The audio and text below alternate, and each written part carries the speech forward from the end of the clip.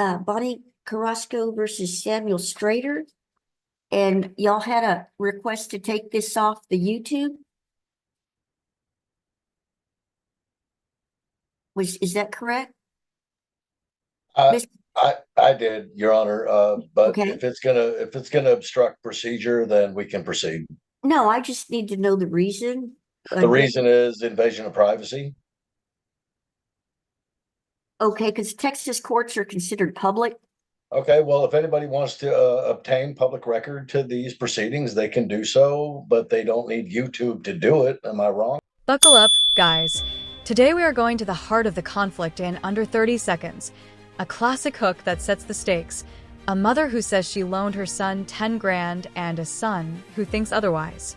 This opening instantly frames two narratives, plants curiosity, and signals chaos ahead. Listen for the tone, the narrator's framing, and that lightning-quick promise of drama. It's the perfect bait to pull viewers into the legal mess that follows.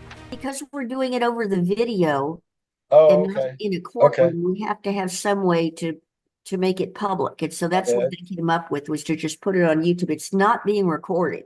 Yeah, I mean, I guess I understand that, but not really, but that's Uh, fine. We can proceed. Okay. Let's see, Ms. Carrasco, let me, and Mr. Strader, let me swear y'all in. Do each of you swear to tell the whole truth and nothing but the truth? I do, Your Honor. Okay, and Mr. Strader as well? Absolutely. Okay. Now, Ms. Carrasco, I've been through the evidence that y'all submitted and the petition, and I know this concerns a loan that was made on November 6th of 2023.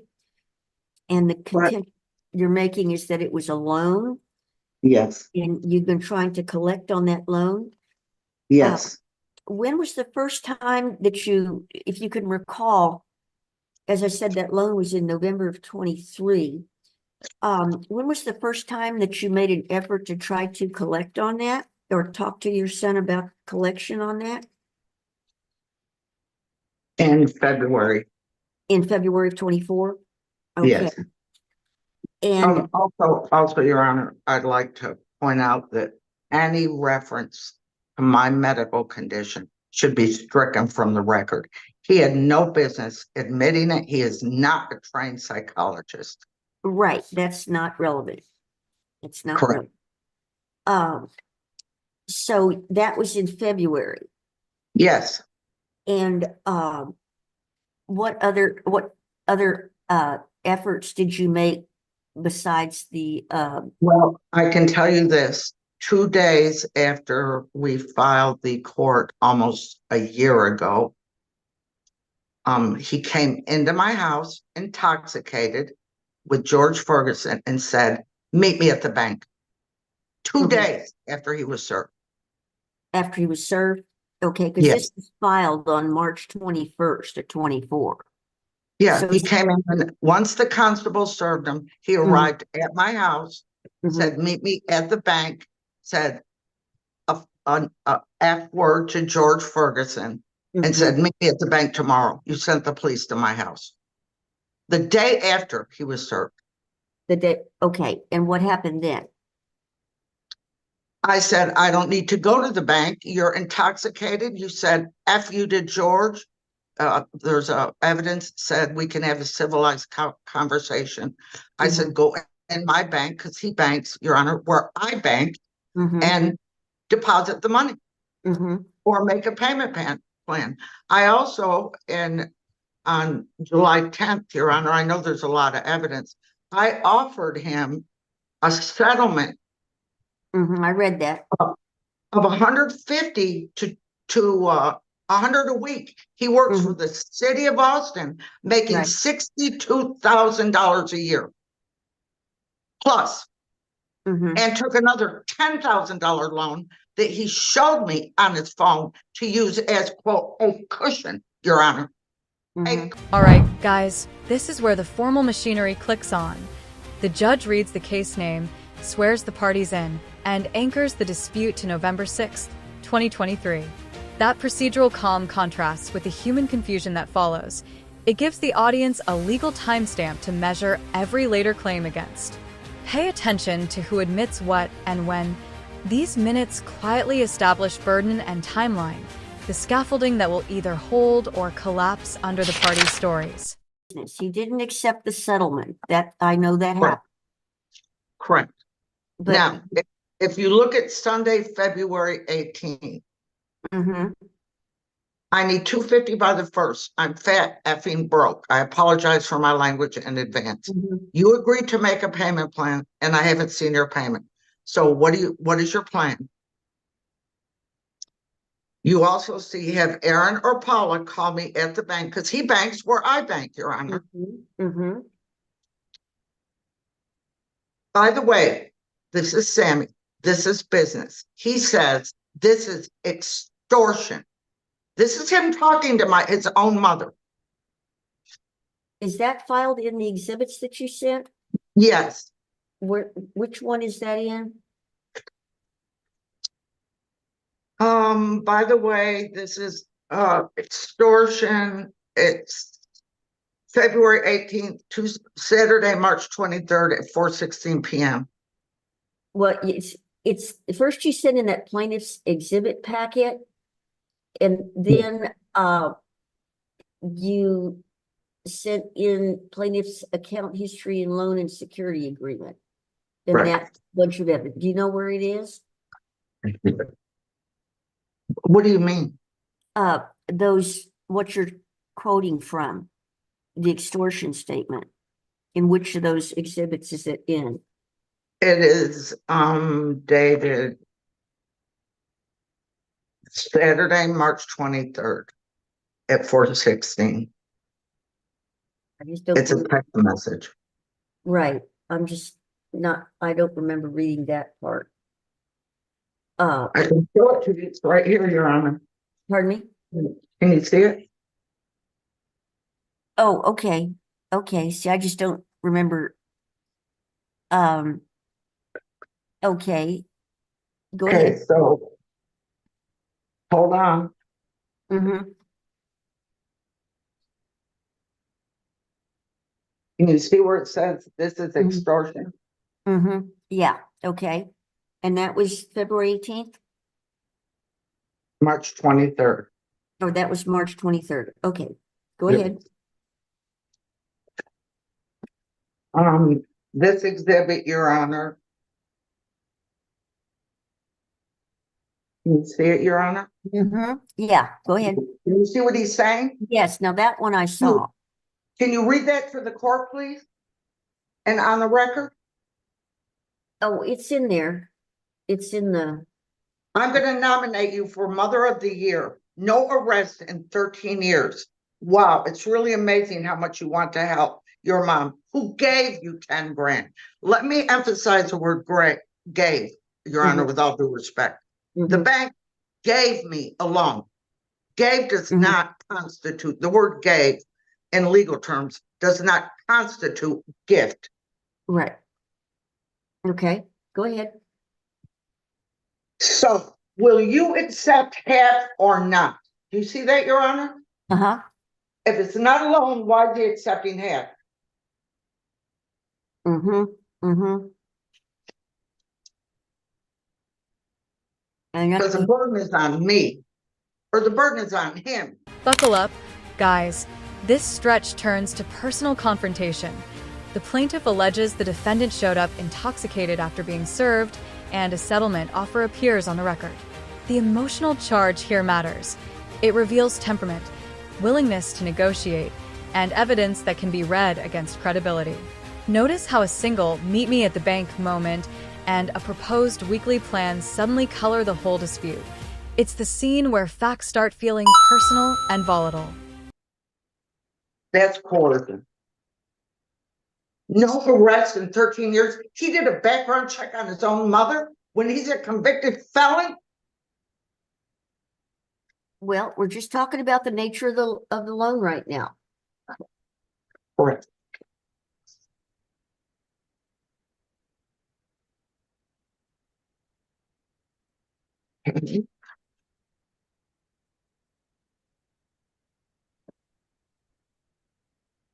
You see this, Your Honor? He banks where I bank.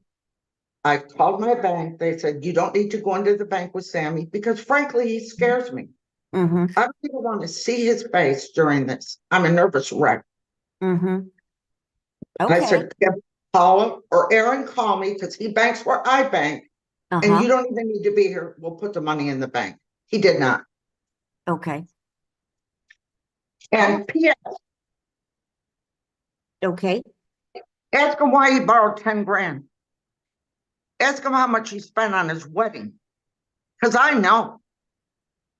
Well, we're And I just, believe, I believe, Your Honor, with all due respect, this should now become a community debt should I win the case. All right, guys, now we hit documentary proof. Texts and exhibits are read aloud, and the defendant calls the collection attempts extortion. This is the courtroom's evidentiary crossroads. Words in a phone become legal weapons. Watch how the judge and counsel treat the written record versus memory. The contrast between typed text and shaky recollection will be crucial when assessing who's bluffing and who's truth-telling. This is where paper begins to bite. This out of the goodness of my heart. mhm, Really? Really? okay, Another admission. You see this exhibit here?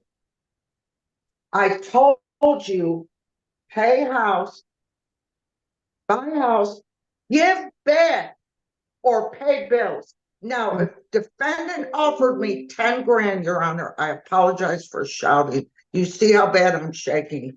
mm-hmm, Why would I say, oh no, Sammy, I don't want your 10 grand? mm-hmm, That's an outright lie. mm-hmm, okay,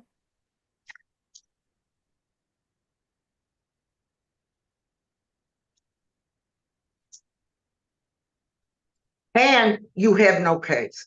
This is his arrogance. mm-hmm, And we're just about done here. You see this exhibit? I'm willing to have a civilized conversation about this without your Mhm. bodyguard. That was George. When he Mhm. walked in and said, fuck you to George. mm-hmm,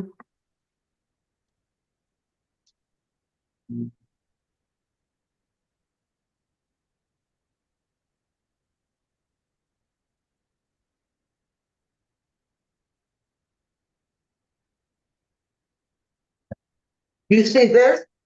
You are a psycho narcissistic. Read that, Your Honor.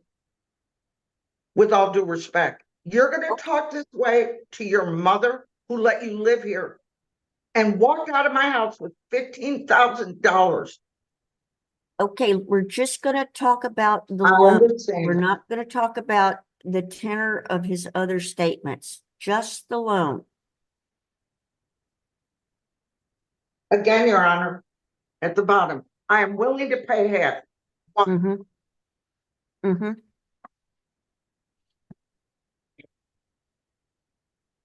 Again, Your Honor, show his arrogance. Your first mistake is thinking you can tell me what to do. You see it? see, that's what I don't want to hear stuff like that right now. I just want to hear about the nature of the loan. Okay. Well, I think I've submitted enough evidence. Do you have any questions for me, Your Honor? No, not at this time. Thank you. But you are requesting return of the $10,000. That's what you're asking the I'm court. willing to settle the case right now today for 5,000. If he wants to do that for 5,000. Yep, that's giving him half. Oh, one more thing, Mm-hmm. that he's taunting me. Free legal advice is nice. Buckle up, guys. Emotions erupt here. Background checks, accusations of intimidation, and blistering insults fly across the transcript. This is the human wreckage behind the numbers. The no arrest in 13 years bar, the bank staff's nervousness, and the shaking plaintiff all create a vivid portrait of family dysfunction. These lines don't just entertain, they reveal motive, fear, and character, and they're gold for anyone judging credibility in small criminal theater. Schrader, she says she'll settle for 5,000 right now. Yeah, I hear her. Cash again. Is she gonna unmute or is she gonna mute? Yeah, let's talk to Mr. Strader right now, Ms. Carrasco. Sure. Go ahead, Mr. Strader. I'd be happy to answer any direct questions, but my testimony has not changed. Well, This was never a loan. I mean, if you want some background, I can give it to you. well, first I want to know if you accept the offer. No, 5,000. Okay. Okay, go ahead. do you have any questions, direct questions for me, or do you just want me to do what she just did and tell you the whole story? I just want to know the kind of the presumption in law is that it is a loan. You By need to whose establish it was standards? a gift. That's the legal, I mean, how has this been proven a loan thus far? because she is indicated that it's a loan. She says it was a Okay. loan. Okay, but it's my word against hers, right? Well, that's what I'm saying. The legal presumption is that it is not a gift. And you need to tell me how it is a gift. Okay, because she told me to keep it on the phone, which is on record with Consumer Cellular, which unfortunately you can't subpoena phone calls because this is not Law and Order. This is not TV. Right. However, that's how it went down. $10,000 to a guy like me is life-changing money. And she also left out the part where she had a house picked out on Oak Alley right around the corner from her house for $450,000. And I quickly assessed the situation and said, there's no way possible that you can buy a house in Austin, Texas for $450,000 with $10,000 down. So I said, we're not buying a house. I'm 53 years old. I'm not hitching myself to a mortgage. And it's impossible to do with only $10,000. So I can either pay off some bills with this or I can give it back. She said, keep it. It's a gift. She was happy. She was living her life. She was doing her thing. She was spending money all over the place. And I was happy for her. I was like, well, maybe it'll stick. And it didn't. So, I mean, if you read the evidence that I submitted, the letter that I wrote to the court, it's almost verbatim. You don't have to remember anything when you're not lying. This is actually what happened. And then right after that, she said, don't tell Ben. Ben is my brother. He's a very successful family court lawyer. Mm-hmm. And she said, don't tell him. And I said, well, that's no problem. We never talk. Mm-hmm. What does she do 2 weeks later? She tells Ben. Ben goes ballistic because he's entitled, he's selfish, and he's greedy. He says, where's my 10 grand? And if he was here today, if he was sworn to tell the truth, the whole truth, and nothing but the truth, he would admit to that statement. Now, why would he make that statement? Why would he say, where's my 10 grand? Well, if it was a loan, why would he say, where's my 10 grand? we're getting into hearsay here. So let's just Yes, talk about things that we know about. Not this what whole case is hearsay, Your Honor. This whole case is hearsay. No, statements that the parties make are not hearsay. Is there a contract with my signature on it? Agreed. All right, guys, watch this bargain moment. The plaintiff offers $5 grand on the spot, and the defendant firmly refuses. A transactional cliff where settlement was possible, but pride intervened. This is pure narrative tension. An immediate resolution sits on the table and gets declined, crystallizing stubbornness and setting the stage for judgment. It's a compact scene that explains why this case persists and why both parties will want the last word. That money to give to me. But no, she didn't. It was cash money. Now, if she'd come to me in the beginning and said, look, I made a mistake. I don't have $80,000 at the end of the year like I told you. I need that money back. Can you help me out? Yeah, no problem. I got your back. But she started threatening and wanting to sue. And all this came right on the coattails of telling my brother what she told me not to do. She wants to please him. This whole thing is about him. As soon as she told him and he got upset, then it became a loan. All of a sudden, it's a loan. Oh, I want the money. I told Ben you were going to pay me back. I said, why did you tell him that? I'm not paying you. That money's gone. I used it to pay off some things and to put a little cushion in the bank for myself and to be comfortable. Like I said, $10,000, Your Honor, is life-changing money to blue-collar workers, to guys like me. This thing is all about her winning. She wants to win. That's all it's about. It's not about the money. She's not broke. She doesn't need it. She's retired. She's bored. She's depressed. I'm not going to get into any more of that, but I'm shaking too. You just can't see it. Mhm. Okay, anything else? No, ma'am. All right. Miss Carrasco, you're the plaintiff, so you get the last word.